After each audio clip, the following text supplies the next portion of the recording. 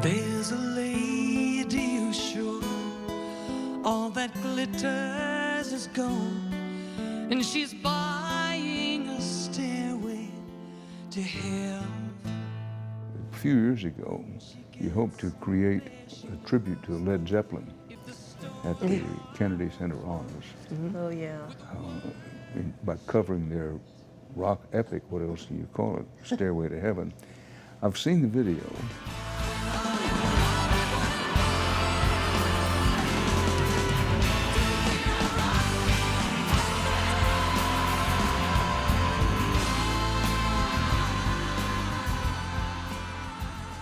You brought down the house. The video went super viral on a worldwide basis. I want you to take me back to that night. What was it like? Did you expect the reaction you got? Tell me about it. Well, it was a sublime night. It was just one of those life-changing things. We had played a Heart show the night before down in Florida, so we leased a private jet. The day before there was a rehearsal in Washington, D.C. for the Kennedy Center Honors.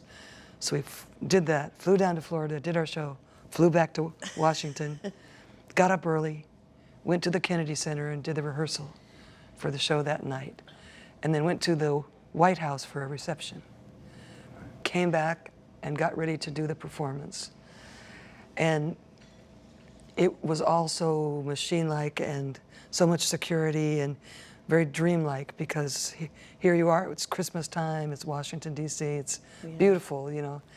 And we're meeting the president and Mrs. Obama, and then going back, and we're up to the moment where we're standing backstage, just about to walk on to do the ultimate rock anthem. I just got nervous again.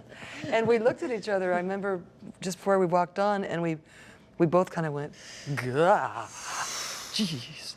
And then we had two skull rings that we bumped together, like kind of a talisman for power, bringing power in. And we took a really deep breath. And we remembered the old meditation trick of when your mind feels like a pinball machine, you just reach out and gather all the balls and gently bring them all in. And that's what we did. And then walked out and did the song. Ladies and gentlemen, from Heart, Ann and Nancy Wilson.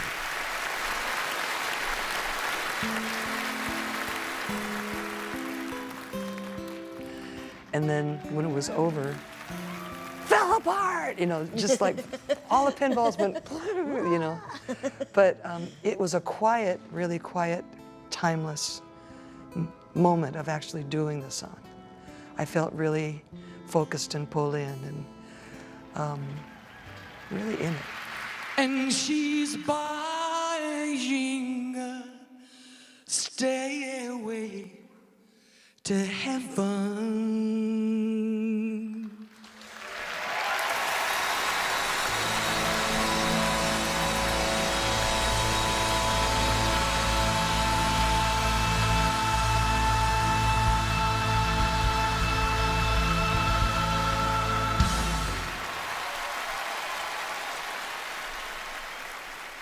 I think part of the amazing emotion of that night during that song, too, was the fact that Jason Bonham, the son of their previous, now deceased drummer, John Bonham, was on the drums, too. And so a lot of people say, oh, you made Led Zeppelin cry. I was like, I don't think it was only about that. I think it was a lot about their rock family and seeing the fruition and, you know, the beautiful echoing forward of the generations of their own rock family.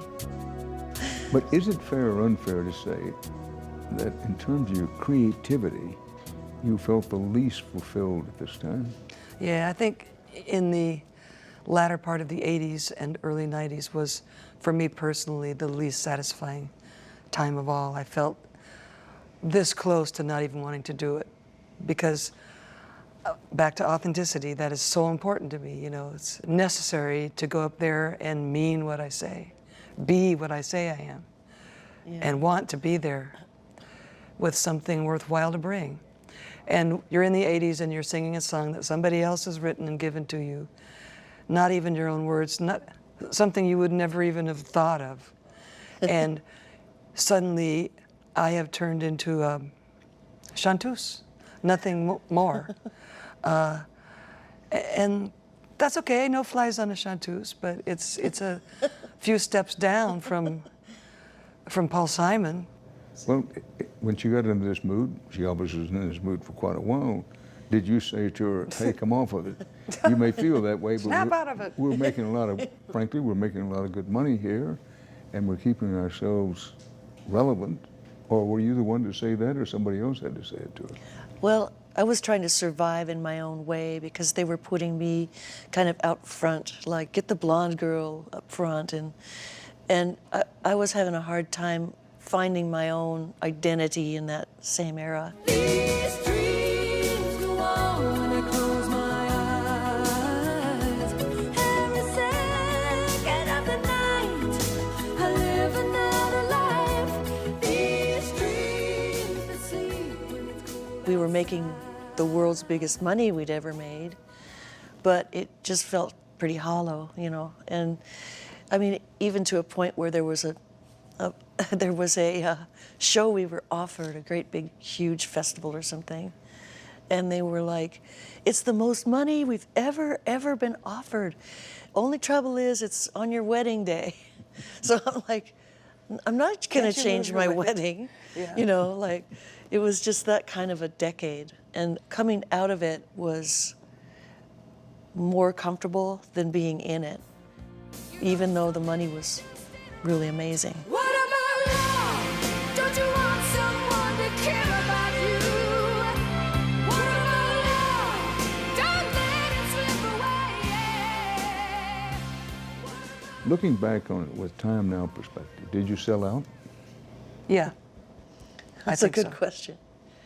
Yeah, I think being put into a harness on a video stage and jumping off of a building with cameras rolling, with a guitar on, and big hair, and a corset, and a corset, fake high fingernails. heels. Yeah, that was kind of a selling out time. Well, not an indictable offense, let's have it pointed I out. didn't want to put the harness on, but But then, like, having said all that, we agreed to it. Right. You know, I mean, we did nothing we didn't agree to. But at the same time, have to own it. yeah, Right. it was really hard for me to watch the way she was being hypersexualized.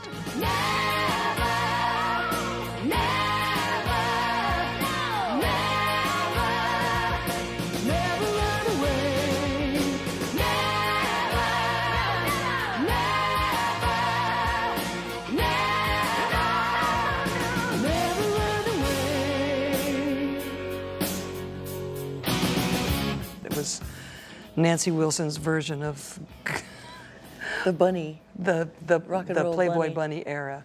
Well, now, were you tempted to do this? I mean, were you asked, and if so, were you tempted to put the corset on, put the harness on, do the whole, what did you call it, hypersexualized act?